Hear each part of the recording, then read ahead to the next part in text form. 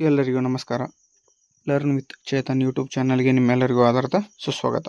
ಇಂದಿನ ದಿನ ನಾವು 9ನೇ ತರಗತಿಯ ಪಾಠ ಆಧಾರಿತ ಮೌಲ್ಯಾಂಕನ ಪ್ರಥಮ ಭಾಷೆ ಕನ್ನಡ ವಿಷಯದ ಘಟಕ ಪರೀಕ್ಷೆ 1 ಆಗಿರತಕ್ಕಂತಹ ಪ್ರಜಾನಿಷ್ಠೆ ಮತ್ತು ಪಾರಿವಾಳ ಎಂಬ 2 ಅಧ್ಯಾಯಗಳ ಒಂದು LBA ಆಧಾರಿತ ಪ್ರಶ್ನೆ ಪತ್ರಿಕೆಯ ಹಾಗೂ ಉತ್ತರ ಪತ್ರಿಕೆಯನ್ನು ನೋಡ್ತಾ ಹೋಗೋಣ. ಹಾಗೆ ಇನ್ನೂ ಯಾರು ನಮ್ಮ ಚಾನಲನ್ನು ಸಬ್ಸ್ಕ್ರೈಬ್ ಮಾಡ್ಕೊಂಡಿಲ್ವೋ ದಯವಿಟ್ಟು ಸಬ್ಸ್ಕ್ರೈಬ್ ಮಾಡ್ಕೊಳ್ಳಿ. ಯಾಕಪ್ಪ ಅಂದರೆ ನಿಮ್ಮ ಒಂದೊಂದು ಸಬ್ಸ್ಕ್ರಿಪ್ಷನು ಇನ್ನೂ ನಮಗೆ ಹೆಚ್ಚು ವಿಡಿಯೋಗಳನ್ನು ಮಾಡಲಿಕ್ಕೆ ಸ್ಫೂರ್ತಿಯನ್ನು ನೀಡುತ್ತೆ ಅಂತ ಹೇಳ್ತಾ ಬನ್ನಿ ವಿಡಿಯೋನ ಸ್ಟಾರ್ಟ್ ಮಾಡೋಣ. ಮೊದಲನೇ ಮೇನು, ಕೆಳಗಿನ ಪ್ರಶ್ನೆಗಳಿಗೆ ಅಥವಾ ಅಪೂರ್ಣ ಹೇಳಿಕೆಗಳಿಗೆ 4 ಆಯ್ಕೆಗಳನ್ನು ನೀಡಲಾಗಿದೆ. ಅವುಗಳಲ್ಲಿ ಸೂಕ್ತವಾದ ಉತ್ತರವನ್ನು ಆರಿಸಿ ಕ್ರಮಾಕ್ಷರದೊಂದಿಗೆ ಬರೆಯಿರಿ ಅಂತ ಕೇಳಿದ್ದಾನೆ. ಮೊದಲೇ ಪ್ರಶ್ನೆ ನೋಡಿ, ಕುಲೋತ್ತುಂಗ ಪದದಲ್ಲಿ ಆಗಿರುವ ಸಂಧಿ ಯಾವುದು ಅಂತ ಕೇಳಿರ್ತಾನೆ. ಆಪ್ಷನ್ ಡಿ ಅನ್ನೋದು ಸರಿಯಾದ ಉತ್ತರ ಆಗಿರ್ತದೆ. ಆಪ್ಷನ್ ಡಿ ಗುಣಸಂಧಿ ಅನ್ನೋದು ಸರಿಯಾದ ಉತ್ತರ. ಕುಲೋತ್ತುಂಗ ಪದದಲ್ಲಿ ಆಗಿರುವ ಸಂಧಿ ಯಾವುದಪ್ಪ ಅಂದರೆ ಗುಣಸಂಧಿ ಆಗಿರ್ತದೆ. ಇಲ್ಲಿ ಬಿಕ್ಕಿ ಬಿಕ್ಕಿ ಪದವು ಈ ವ್ಯಾಕರಣಾಂಶವಾಗಿದೆ. ಬಿಕ್ಕಿ ಬಿಕ್ಕಿ ಎಂಬ ಪದ ಈ ವ್ಯಾಕರಣಾಂಶವಾಗಿದೆ ಅಂತ ಕೇಳಿದಾನೆ. ಅನುಕರಣಾವ್ಯಯ, ಆ ವ್ಯಕ್ತಿ ಅಥವಾ ಮಗು ಯಾವ ರೀತಿ ಹತ್ತು ಅನ್ನೋದನ್ನು ಅನುಕರಣೆ ಮಾಡಿ ತೋರಿಸಿ ಬಿಕ್ಕಿ ಬಿಕ್ಕಿ ಹತ್ತು ಅಂತ ಹೇಳೋದನ್ನು ಅನುಕರಣಾವ್ಯಯ ಅಂತ ನಾವು ಕರಿತೀವಿ. ಎರಡನೇ ಮೇನು, ಮೊದಲೆರಡು ಪದಗಳಿಗಿರುವ ಸಂಬಂಧದಂತೆ ಮೂರನೆಯ ಪದಕ್ಕೆ ಸರಿಹೊಂದುವ ಸಂಬಂಧಿ ಪದವನ್ನು ಬರೆಯಿರಿ ಅಂತ ಇದೆ. ಮೂರನೇ ಪ್ರಶ್ನೆ ನೋಡಿ, ಮ್ಯಾಲೆ ಅನ್ನೋದು ಮೇಲೆ ಅಂತ ಬರೀತಾನೆ, ಹೌದಾ? ವಿಚಾರ ಅನ್ನೋದು ವಿಚಾರ ಅಂತ ಬರಿಬೇಕಾಗ್ತದೆ. ಓಕೆ, ಗ್ರಾಂಥಿಕ ಮತ್ತು ಆಡುಭಾಷೆಗಳು.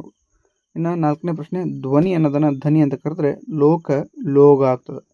ಧ್ವನಿ ಧನಿ ಲೋಕ ಲೋಗ. ನೆಕ್ಸ್ಟು ಮೂರನೇ ಮೇನು, ಕೆಳಗಿನ ಪ್ರತಿಯೊಂದು ಪ್ರಶ್ನೆಗಳಿಗೆ ಒಂದೊಂದು ವಾಕ್ಯದಲ್ಲಿ ಉತ್ತರವನ್ನು ಬರೆಯಿರಿ ಅಂತ 1 ಅಂಕದ 2 ಪ್ರಶ್ನೆಗಳಿದ್ದಾವೆ. 5ನೇ ಪ್ರಶ್ನೆ ನೋಡಿ, ಚೋಳರು ಮತ್ತು ಹೊಯ್ಸಳರ ನಡುವೆ ಯುದ್ಧ ಎಲ್ಲಿ ನಡೆಯಿತು? ಚೋಳರು ಮತ್ತು ಹೊಯ್ಸಳರ ನಡುವೆ ಯುದ್ಧ ಎಲ್ಲಿ ನಡೆಯಿತು ಅಂತ ಇದೆ. ಚೋಳರು ಮತ್ತು ಹೊಯ್ಸಳರ ನಡುವೆ ಮಳವಳ್ಳಿ ಮತ್ತು ಮುಡುಕು ತೊರೆಗಳ ಬಳಿಯಲ್ಲಿ ಯುದ್ಧವು ನಡೀತದೆ. ಇಲ್ಲಿ ಚೋಳರು ಮತ್ತು ಹೊಯ್ಸಳರ ನಡುವೆ ಏನಾಗ್ತದಪ್ಪ ಅಂದ್ರೆ ಒಂದು ಯುದ್ಧ ನಡೀತದೆ. ಅದು ಎಲ್ಲಿಪ್ಪ ಅಂದ್ರೆ ಮಳವಳ್ಳಿ ಮತ್ತು ಮುಡುಕು ತೊರೆಗಳ ಬಳಿಯಲ್ಲಿ ಅಂತ ಬರೆಯಬೇಕಾಗ್ತದೆ. 1 ಅಂಕದ ಮಾರ್ಕು ಪ್ರಶ್ನೆ. ಇನ್ನು 6ನೇ ಪ್ರಶ್ನೆ ನೋಡಿ, ಬಲೆಯಲ್ಲಿದ್ದ ಮರಿಗಳು ಹೊರಗೆ ಬರಲು ಏನು ಮಾಡಿದವು? ಬಲೆಯಲ್ಲಿದ್ದ ಮರಿಗಳು ಹೊರಗೆ ಬರಲು ಚಿತ್ಕರಿಸಿದವು. ಅಂದರೆ ಅವು ಚಿತ್ಕಾರವನ್ನು ಮಾಡಿದವು, ಅಂದರೆ ಕೂಗಿದವು ಅಂತ ಹೇಳೋದನ್ನು ಏನು ಮಾಡಿದಾನೆ, ಒಂದು ದೊಡ್ಡ ಕರ್ಕಶವಾದ ಶಬ್ದದ ಮೂಲಕ ಚಿತ್ಕಾರ ಮಾಡಿದವು ಅಂತ ನಾವು ಬರೀಬೇಕಾಗ್ತದೆ. ನೆಕ್ಸ್ಟ್ ನೋಡಿ, 3-4 ವಾಕ್ಯಗಳಲ್ಲಿ ಉತ್ತರವನ್ನು ಬರೆಯಿರಿ ಅಂತ ಕೇಳಿದಾನೆ. 7ನೇ ಪ್ರಶ್ನೆ, ತಲಕಾಡಿನ ಲೂಟಿಯ ವಿಚಾರದಲ್ಲಿ ವಿಷ್ಣುವರ್ಧನನ ನಿಲುವೇನು ಅಂತ ಇದೆ. ಆನ್ಸರ್ ನೋಡ್ತಾ ಹೋಗೋಣ. ಹಲವು ಸೈನಿಕರು ತಲಕಾಡಿನ ಲೂಟಿಯ ಬಗ್ಗೆ ಕೇಳಿದಾಗ ವಿಷ್ಣುವರ್ಧನನು ಸೆರೆ ಸಿಕ್ಕ ಸೈನಿಕನ ಮೇಲೆ ದೌರ್ಜನ್ಯ ನಡೆಸುವುದು ಧರ್ಮವಲ್ಲ, ಸೂತ ಸಾಮ್ರಾಜ್ಯವನ್ನು ಲೂಟಿ ಮಾಡುವುದು ಯುದ್ಧ ಧರ್ಮವಲ್ಲ. ಆ ಕಾರಣ ನೀವೆಲ್ಲರೂ ತಲಕಾಡವರನ್ನು ತಮ್ಮವರೆಂದೇ ತಿಳಿದು ನಡೆಸಿಕೊಳ್ಳಿ ಅಂತ ಹೇಳ್ತಾನೆ. ಅಷ್ಟೇ ಅಲ್ಲದೆ ಅವರ ಮನೋಭೀತಿಯನ್ನು ದೂರ ಮಾಡಿ ಶಾಂತಿ ಸ್ಥಾಪನೆ ಮಾಡಿ 4 ದಿನಗಳಾದ ಮೇಲೆ ರಾಜಧಾನಿಗೆ ಹಿಂದಿರುಗೋಣ ಎಂದು ಹೇಳಿದನು ಅಂತ ಬರಿಬೇಕಾಗ್ತದೆ. ಇದೆಲ್ಲವೂ ಏನಾಗಿರ್ತದಪ್ಪ ಅಂದ್ರೆ ತಲಕಾಡಿನ ಲೂಟಿಯ ವಿಚಾರದಲ್ಲಿ ವಿಷ್ಣುವರ್ಧನನ ನಿಲುವು ಆಗಿರ್ತದೆ. 8ನೇ ಪ್ರಶ್ನೆ ನೋಡಿ, ಪಾರಿವಾಳಗಳ ಆನಂದಕ್ಕೆ ಕಾರಣವೇನು ಅಂತ ಇದೆ. ಪಾರಿವಾಳಗಳ ಸಂಸಾರದಲ್ಲಿ ಹಗಲಿರುಳು ಸಂತೋಷ ತುಂಬಿರುತ್ತಿತ್ತು. ಅವುಗಳು ಮೊಟ್ಟೆ ಒಡೆದು ಮರಿಗಳು ಹೊರಬಂದಾಗ ಅವುಗಳ ಮಧುರ ಸದ್ದು ಕೇಳಿ ಪಾರಿವಾಳಗಳಿಗೆ ಆನಂದವಾಯಿತು ಅಂತ ಆನ್ಸರ್ ಬರಿಬೇಕಾಗ್ತದೆ. ನೆಕ್ಸ್ಟು ಕವಿ ಕೃತಿ ಜನ್ಮಸ್ಥಳ ಬರೆಯೋದನ್ನು ಕೇಳಿದಾನೆ. 3 ಅಂಕದ ಪ್ರಶ್ನೆ ಇದು. ಸೂರಂ ಎಕ್ಕುಂಡಿ ಅವರ ಬಗ್ಗೆ ಕೇಳಿರ್ತಾರೆ. ಬನ್ನಿ ಆನ್ಸರ್ ನೋಡ್ತಗೋಣ. ಸೂರಂ ಎಕ್ಕುಂಡಿ ಇವರ ಪೂರ್ಣ ಹೆಸರು ಸುಬ್ಬಣ್ಣ ರಂಗಣ್ಣ ಎಕ್ಕುಂಡಿ. ಇವರು ಹುಟ್ಟಿದ್ದು 1923ರಂದು ಹಾವೇರಿ ಜಿಲ್ಲೆಯ ರಾಣೆಬೆನ್ನೂರಿನಲ್ಲಿ. ಇವರು ಬರೆದಿರುವ ಕೃತಿಗಳೆಂದರೆ ಶ್ರೀ ಆನಂದ ತೀರ್ಥರು, ಸಂತಾನ, ಹಾವಾಡಿಗರ ಹುಡುಗ, ಮತ್ಸ್ಯಗಂಧಿ, ಬಕುಳದ ಹೂಗಳು. ಇವರ ಕಥಾ ಸಂಕಲನ ನೆರಳು ಹಾಗೂ ಕಾದಂಬರಿ ಪ್ರತಿಬಿಂಬಗಳು. ಇವರಿಗೆ ಸೋವಿಯತ್ ಲ್ಯಾಂಡಿನ ನೆಹರು ಪುರಸ್ಕಾರ, ಕರ್ನಾಟಕ ಸಾಹಿತ್ಯ ಅಕಾಡೆಮಿ ಬಹುಮಾನ, ಕೇಂದ್ರ ಸಾಹಿತ್ಯ ಅಕಾಡೆಮಿ ಪುರಸ್ಕಾರ ದೊರೆತಿದೆ. 10ನೇ ಪ್ರಶ್ನೆ, ಒಳಗೆ ಬಂದಿತು ಬಳಿಗೆ ಬಿಕ್ಕಿ ಬಿಕ್ಕಿ ಅಂತ ಇದೆ. ಆಯ್ಕೆ, ಈ ವಾಕ್ಯವನ್ನು ಸೂರಂ ಎಕ್ಕುಂಡಿ ಅವರು ರಚಿಸಿರುವ ಸಮಗ್ರ ಕವನಗಳು ಎಂಬ ಕೃತಿಯಿಂದ ಆಯ್ದ ಪಾರಿವಾಳ ಎಂಬ ಪದ್ಯಭಾಗದಿಂದ ಆರಿಸಲಾಗಿದೆ.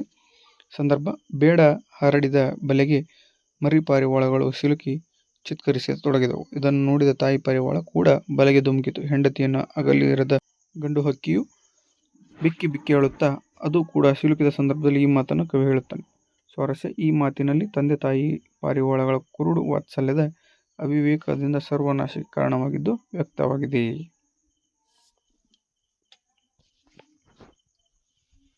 ನೆಕ್ಸ್ಟು 8 ವಾಕ್ಯಗಳಲ್ಲಿ ಉತ್ತರಿಸಿ ಪ್ರಶ್ನೆ.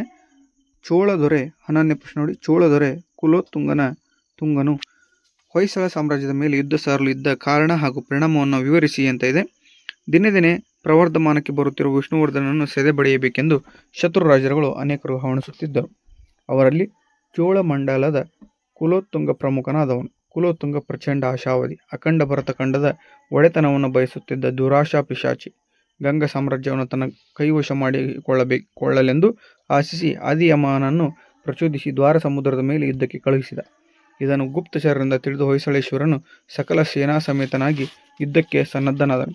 ದ್ವಾರ ಸಮುದ್ರದ ಸೇನೆ ತಲಕಾಡಿನ ಕಡೆಗೆ ಜೈತ್ರ ಯಾತ್ರೆ ಹೊರಟಿತು. ಮಳವಳ್ಳಿ ಮತ್ತು ಮುಡುಕು ತೊರೆಗಳ ಬಳಿಯಲ್ಲಿ ಘನಘೋರ ಯುದ್ಧ ನಡೆದು ಹೊಯ್ಸಳರ ಕೈಮೇಲಾಗಿ ಚೋಳ ಸೇನೆ ಕಂಗಾಲಾಯಿತು. ಆದಿಯಮ ಯುದ್ಧದಲ್ಲಿ ಮಡಿದ. ಅವನ ಸತ್ತ ಸುದ್ದಿ ತಿಳಿಯುತ್ತಲೇ ಚೋಳ ಸೇನೆ ದಿಕ್ಕಾಪಾಲಾಗಿ ಓಡಿತು. ತಲಕಾಡು ಕೋಟೆ ಸುಲಭವಾಗಿ ವಿಷ್ಣುವರ್ಧನ ಭೂಪಾಲನ ಕೈವಶವಾಯಿತು. ಸಮಸ್ತ ಸೈನ್ಯವು ತಲಕಾಡುಗೊಂಡನಿಗೆ ಜಯವಾಗಲಿ ಎಂದು ವಿಷ್ಣುವರ್ಧನನ ಗುಣಗಾನವನ್ನು ಮಾಡಿತು. ಇದು 8ನೇ ವಾಕ್ಯದ ಪ್ರಶ್ನೆ. ಇದಕ್ಕೆ ಅಥವಾ ಪ್ರಶ್ನೆ ಒಂದು ಕೊಟ್ಟಿರ್ತಾನೆ. ಇನ್ನೊಂದು, ಬನದಮ್ಮನಹಳ್ಳಿಯ ಪಂಚಾಯಿತಿಯಲ್ಲಿ ನಡೆದ ನ್ಯಾಯ ಹಾಗೂ ಅದರ ತೀರ್ಪಿನ ಬಗ್ಗೆ ವಿವರಿಸಿ ಅಂತ ಕೇಳ್ತಾನೆ. ಬನ್ನಿ ಆನ್ಸರ್ ನೋಡ್ತಾ ಹೋಗೋಣ. ಇಲ್ಲಿ ಎರಡರಲ್ಲಿ ಯಾವುದಾದ್ರೂ ಒಂದನ್ನು ಬರಿಬೋದು ನೀವು. ಪಂಚಾಯಿತಿಯಲ್ಲಿ ವೀರಣ್ಣ ಮತ್ತು ಈರಣ್ಣ ಒಬ್ಬರಿಗೊಬ್ಬರು ಹೊನ್ನು ತಮ್ಮದಲ್ಲ ಎಂದಾಗ ಊರಿನ ಮುಖಂಡ ಕೇತುಮಲ್ಲ ನಾಯಕನು ಇವರಿಬ್ಬರಿಗೂ ಬೇಡವಾದ ಮೇಲೆ ಈ ಹೊನ್ನು ರಾಜ್ಯದ ಬೊಕ್ಕಸಕ್ಕೆ ಸೇರಲಿ ಎಂದನು. ಇದನ್ನೆಲ್ಲ ಉದಯಾದಿತ್ತನೊಡನೆ ಮರೆಯಲ್ಲಿ ನಿಂತು ನೋಡುತ್ತಿದ್ದ ಮಹಾರಾಣಿ ಶಾಂತಲೆ ಕೂಡದು ಎಂದಾಗ ಎಲ್ಲರ ಗಮನ ಅತ್ತ ಹೋಯಿತು. ಕೇತುಮಲ್ಲನು ಗುಂಡುಡುಗೆಯಲ್ಲಿದ್ದ ಶಾಂತಲೆಯನ್ನು ಗುರುತಿಸಿದೆ. ನೀವು ಈ ಹೊನ್ನು ರಾಜ್ಯದ ಬೊಕ್ಕಸಕ್ಕೆ ಸೇರಬಾರದು ಅಂದಿರಲು ಯಾಕೆ ಎಂದನು. ಅದಕ್ಕೆ ಅವಳು, ಬೊಕ್ಕಸಕ್ಕೆ ಸೇರಲು ಇದು ಸಾಮ್ರಾಟರ ದುಡಿಮೆಯಲ್ಲ, ಅದು ಪ್ರಜೆಗಳ ಬೆವರಿನ ಫಲ. ಆದ್ದರಿಂದ ಅದು ಪ್ರಜೆಗಳಿಗೆ ಸೇರಬೇಕೆಂದಳು. ಆ ಮಾತಿಗೆ ಕೇತುಮಲ್ಲನು, ಹಾಗಾದರೆ ಪ್ರಜೆಗಳು ಯಾರವರು? ಹೊಯ್ಸಳೇಶ್ವರನ ಮಕ್ಕಳಲ್ಲವೇ? ಮಕ್ಕಳ ದುಡಿಮೆ ತಂದೆಯದಲ್ಲವೇ ಎಂದನು. ಅವನ ವಾದವನ್ನು ಕೇಳಿದ್ದ ಶಾಂತಲೆ, ನಿಮ್ಮ ಊರಿನ ಹಣ ನಿಮ್ಮ ಊರಿಗೆ ವಿನಿಯೋಗ ಆಗಲಿ ಎಂದಳು. ನಂತರ ಉದಯಾದಿತ್ಯ ಅವರು ಗುಂಡುಡುಗೆಯಲ್ಲಿರುವವರು ಶಾಂತಲಾದೇವಿ ಎಂದು ತಿಳಿಸಿದ ನಂತರ ಎಲ್ಲರೂ ಅವರಿಗೆ ತಮ್ಮ ಭಕ್ತಿ ಸಮರ್ಪಿಸಿದರು. ನಂತರ ಊರಿನ ಜನ ತಮಗೆ ಆ ಹೊನ್ನಿನ ಅವಶ್ಯಕತೆ ಇಲ್ಲ, ಅದು ರಾಜ್ಯದ ಕ್ಷೇಮಕ್ಕೆ ಮೀಸಲು ಎಂದಾಗ ಇದು ದೈವದ ದುಡ್ಡು, ದೇವರ ಕಾರ್ಯಕ್ಕೆ ವಿನಿಯೋಗವಾಗಬೇಕಾದದ್ದು ಧರ್ಮ. ಹಾಗಾಗಿ ರಾಜಧಾನಿ ದ್ವಾರ ಸಮುದ್ರದಲ್ಲಿ ಹೊಯ್ಸಳರ ಶೈಲಿಯ ಮಾದರಿಯಲ್ಲಿ ಅವಳಿ ದೇವಾಲಯಗಳ ನಿರ್ಮಾಣಕ್ಕೆ ಈ ಹೊನ್ನು ವಿನಿಯೋಗವಾಗಲಿ ಎಂಬ ತೀರ್ಪನ್ನು ಶಾಂತಲೆ ನೀಡಿದಳು ಅಂತ ಬರೆದ್ರೆ ನಿಮಗೆ ಸಂಪೂರ್ಣವಾದ ಅಂಕಗಳು ಸಿಗ್ತವೆ. ಓಕೆನಾ? ಸೊ ಇದಾಗಿತ್ತು ಇಂದಿನ ವಿಡಿಯೋ.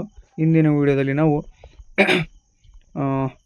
9ನೇ ತರಗತಿಯ ಕನ್ನಡ ಭಾಷೆಯ ಪ್ರಜಾನಿಷ್ಠೆ ಮತ್ತು ಪಾರಿವಾಳ ಎಂಬ 2 ಅಧ್ಯಾಯ, ಒಂದು ಪದ್ಯ ಮತ್ತು ಒಂದು ಗದ್ಯ, ಎರಡನ್ನು ಸೇರಿಸಿ ಒಂದು LB ಆಧಾರಿತ ಪ್ರಶ್ನೆ ಪತ್ರಿಕೆ ಹಾಗೂ ಕೀ ಉತ್ತರಗಳನ್ನು ನೋಡಿದ್ವಿ.